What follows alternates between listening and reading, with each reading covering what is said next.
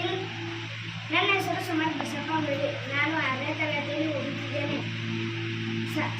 ಶಾಲೆಯ ಹೆಸರು ಸರ್ಕಾರಿ ಹಿರಿಯ ಪ್ರಾಥಮಿಕ ಶಾಲೆ ಗೋಸಬಾಳ. ಇಂದು ನಾವು ಆಹಾರದಲ್ಲಿ ಪಿಷ್ಟವನ್ನು ಕಂಡುಹಿಡಿಯೋಣ. ನಮಗೆ ಮೊದಲು ಪಿಷ್ಟವನ್ನು ಕಂಡುಹಿಡಿಯಲು ಬೇಕಾದ ಸಾಮಗ್ರಿಗಳು: ಬೇಯಿಸಿದ ಅನ್ನ ಮತ್ತು ಆಲೂಗಡ್ಡೆ. ಮೊದಲು ಒಂದು ನೀರನ್ನು ತೆಗೆದುಕೊಂಡು ಅದರಲ್ಲಿ ಸ್ವಲ್ಪ ಅನ್ನವನ್ನು ಹಾಕಿ